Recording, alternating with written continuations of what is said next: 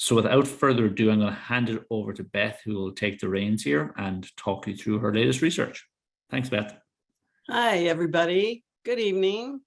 So we're going to talk about methylene blue and nitric oxide. There's my bio if you need it. But methylene blue, it's had a resurgence in the past couple of years. And it's actually the first drug ever used in modern medicine. It was first discovered in 1876 as a dye. In 1886, Paul Ehrlich called it the magic bullet. In fact, this is where that word, those words come from, magic bullet, 1886. It was a first drug treatment for malaria in 1891. It's a grandfather drug, meaning it was in existence before the FDA was. It's actually the parent compound of chloroquine and hydroxychloroquine. Get that. It's available in every hospital. It's an antidote to anything that displaces oxygen, like methemoglobinemia, this carbon monoxide, cyanide poisoning. So it helps reduce your Fe3 plus back to Fe2 plus, your ferric iron back to ferrous iron. And this is one of the issues with the virus, with the spike protein. The spike protein oxidizes the ferrous iron in hemoglobin to ferric iron, and then it can't carry oxygen. So that's what methemoglobinemia is. You've got hemoglobin that can't carry oxygen. So it's used now in low doses in non-acute settings for chronic neurological injuries and neuroprotection against mitochondrial dysfunction. Crosses the blood-brain barrier, enhances brain mitochondrial function, acts as an electron donor and acceptor, and donates electrons to the electron transport chain to help create ATP fueling mitochondria. Slows telomere shortening, which has everything to do with longevity, decreases DNA damage that results in cell aging and death. And there's been some clinical trials showing that methylene blue inhibits tau protein formation in the brain. So here's a little schematic of a mitochondria. And the electrons in the mitochondrial chain are actually handed down from complex 1 on to complex 4. And this provides a transmembrane potential to drive the production of ATP. The electron leakage from complex 1 and complex 3 acts as one of our body's main source of reactive oxygen species. And methylene blue will actually help transfer those electrons from complex 1 to complex 3 to avoid that electron leakage and reactive oxygen species. And it facilitates complex 4 and on to complex 5 for oxidative phosphorylation to take your ADP to ATP. So methylene blue activates the consumption of oxygen, and it leads to a transient hypoxic state.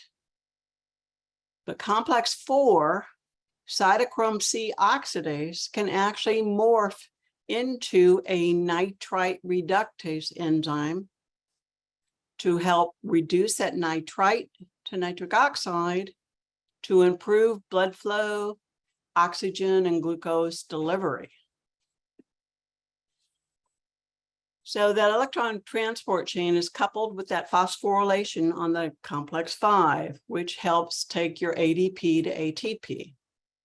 But not all the oxygen in the electron transport chain is reduced to water during this. A lot of the oxygen gets oxidized into superoxide and other reactive oxygen species.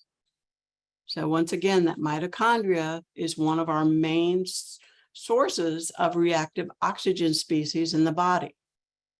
Methylene blue, nitrite, nitric oxide help recouple that electron transport chain, down-regulating superoxide production and reactive oxygen species production. So we can't talk about methylene blue without talking about this dose response curve, the bell curve. So low doses, electron cycler, Scheffler, like we talked about, it has redox capacity, but high doses are actually pro-oxidative, and they actually can cause methemoglobinemia. So low doses, the way to go. So blood flow to the tissues can be more important than how much oxygen is carried by hemoglobin. There's a tight coupling between the consumption of oxygen and hemodynamic response. That cytochrome oxidase has molecular plasticity. And what that means is its activity varies widely due to energetic demands that change in response to neural activation. So when we have increased brain activity, we have increased need for oxygen, ATP, increased microcirculation in order to deliver that energy, glucose, nutrients to the neuron. So nitrite, nitric oxide reduction by complex 3 or cytochrome oxidase in the mitochondria. So remember that our NOS enzyme is inhibited or uncoupled during hypoxic, acidic pH, or ischemic conditions. And so that complex 3 or cytochrome oxidase can step in there to reduce that nitrite to nitric oxide. So nitric oxide can reversibly bind to that cytochrome oxidase to inhibit the activity in mitochondrial respiration to help conserve that oxygen. And it allows the oxygen that is there to diffuse beyond the mitochondria into the cells and tissues distant from the oxygen source. And once the oxygen concentration is restored in the tissue, the inhibition is reversed and respiration is restored. But this is one of the most important things to remember. Even though the nitric oxide is complexing to the cytochrome oxidase and inhibiting activity in mitochondrial respiration, it does not always result in decreased ATP production. Example, like when we're supplementing with nitrate before exercise, we will decrease whole body oxygen consumption without changing maximal work rate. In fact, it increases exercise endurance. And nitrite reduction to nitric oxide acts as an antioxidant to prevent lipid peroxidation, which is really important in the brain because our brains are 60% fat. So the hemoglobin molecule requires nitric oxide attached to it to release oxygen to the cells and tissues. This is called a nitrosohemoglobin molecule. And without adequate nitric oxide, oxygen delivery is impaired. In our brain, even though it's 2% of our body mass, it consumes 20% of our body's requirement for oxygen. And when we're hypoxic, oxygen deficient, we've got decreased ATP production, decreased energy production. The mitochondria become uncoupled. Superoxide production increases. So that cytochrome oxidase becomes a nitrite reductase enzyme, slowing down the oxygen consumption, increasing nitric oxide production, and improving microcirculation. So I talk about these factors that affect nitric oxide formation in all my other webinars, and we'll just briefly go over it here because methylene blue plays a role in your nNOS, your neuronal NOS. So aging, by the time we're 50, our ability to make nitric oxide decreases to about 50%. By the time we're 60, it's only at 15%. Diet, the standard American diet, devoid of nitrate-rich veggies and essential cofactors and nutrients. The lack of exercise.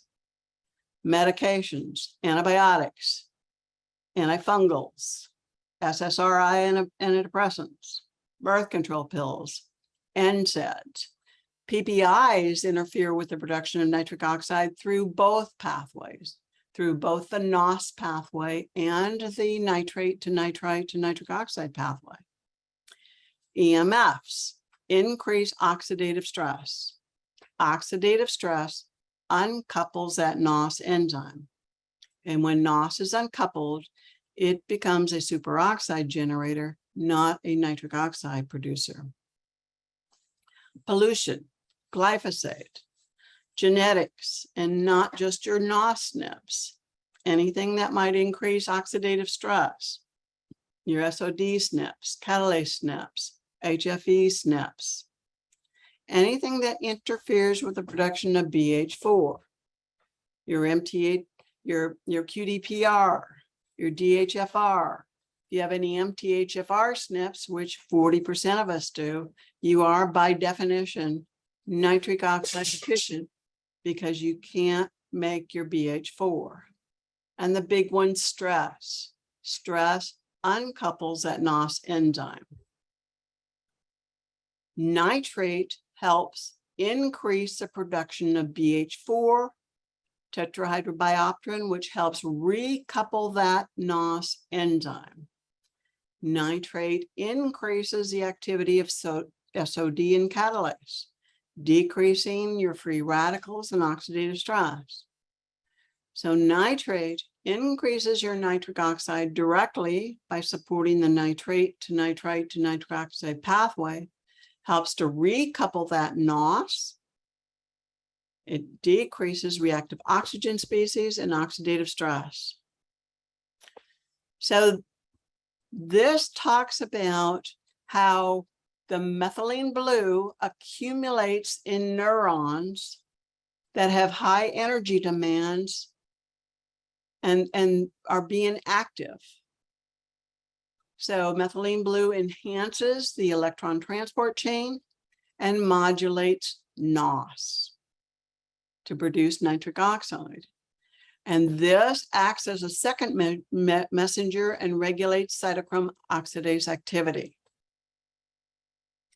So all of these are under NRF1 regulation. And this NRF1 regulation, it's intimately involved with energy metabolism, synaptic transmission, and learning and memory. So this is how methylene blue affects neuronal NOS in the mitochondria. When the brain is not being perfused correctly, this corresponds to cognitive decline and dementia. And low-dose methylene blue supports cerebral metabolic rate of oxygen consumption and metabolic energy consumption. The mitochondrial reduction of the nitrite to nitric oxide, you've got increased vasodilation, cerebral blood flow increased, glucose uptake is increased, and this is especially beneficial in neurodegenerative conditions. So numerous studies show that methylene blue does not interfere with the NOS production of nitric oxide. There's no negative effect on your eNOS or nNOS. And I just showed you how it was actually linked with nNOS. So methylene blue not only helps the nitric oxide, but it enhances crosstalk with your cyclic AMP and your cyclic GMP pathways. And this facilitates the effect of the cyclic AMP, which actually helps your epinephrine and your vasopressors work better. And this is why they use methylene blue in septic shock, to help your vasopressors work better. So studies show that methylene blue only inhibits a supra-upregulated iNOS, the inducible NOS, NOS2. And remember that nitrate can also downregulate and upregulated INOS. So this inducible NOS, it puts out a lot of nitric oxide. It's upregulated in chronic inflammatory processes, infections, bacterial, viral, fungal, parasitic, environmental factors, EMF, aluminum, mercury, uranium, iron dysregulation, BPA, high fructose corn syrup, gluten, chlorine, glyphosate, homocysteine. So INOS can produce up to 1,000 times greater nitric oxide than eNOS. However, remember, it must be coupled, and oxidative stress uncouples it. So maybe when we're stimulating this INOS, it's actually producing more superoxide because it's uncoupled. But when INOS is upregulated, it downregulates eNOS and nNOS. And when we have impaired eNOS and nNOS, we've got decreased delivery of glucose, oxygen, nutrients, and decreased clearing away of the cellular debris. And this is really harmful to essential vital organs, the brain, the heart, kidney, liver, lungs. In septic shock, nitric oxide production has been held responsible for the refractory hypotension. But studies show if you give these people in septic shock a nitric oxide donor, you can maintain adequate circulation and perfusion of vital organs. So this nitrite attenuates mitochondrial damage, oxidative stress, cytoprotection after ischemia, reperfusion injury, and death. Methylene blue is in the hospitals and used in septic shock. So supporting the cerebral blood flow is really important. When we have impaired cerebral blood flow, we have cognitive dysfunction. We see this in aging and dementia. So we see a progressive reduction in the cerebral blood flow. We see decreased supply of oxygen, glucose to the brains and neurons. We see decreased cytochrome C oxidase activity and decreased reduction in energy metabolism. And we see neurodegenerative effects, impaired learning and memory. And remember that neurons can't store glucose or energy. They need a constant supply. And nitric oxide mediates that neurovascular coupling. And what this means is the microcapillary dilates in response to increased metabolic demands. So when you're having to think a lot, it actually will increase nitric oxide to open up those microcapillaries. So nitric oxide touches every single physiological function governing circulation and microcirculation. With impaired circulation and microcirculation, healing cannot and will not take place. Both methylene blue and nitrate inhibit a super upregulated INOS. When INOS is upregulated, eNOS and nNOS are downregulated, impairing circulation and microcirculation. So remember that NOS functions only 50% by the age of 40 and only 15% by the age of 60. So supporting that nitrate to nitrite to nitric oxide pathway along with methylene blue is an effective way to keep energy and oxygen flowing to cells and tissues.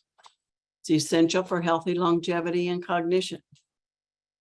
And both methylene blue and supporting the nitrate to nitrite to nitric oxide pathway provide protection against numerous pathological conditions, protect against age-related mitochondrial-associated neurodegeneration. So supporting that nitrate to nitrite to nitric oxide pathway and methylene blue at the same time is not contraindicated like some people are saying. Like Mark Sloan has a book out about methylene blue, and he talks about how methylene blue downregulates nitric oxide. Well, it only downregulates and upregulated inox. In fact, the physiological effects of each support each other and are synergistic with each other.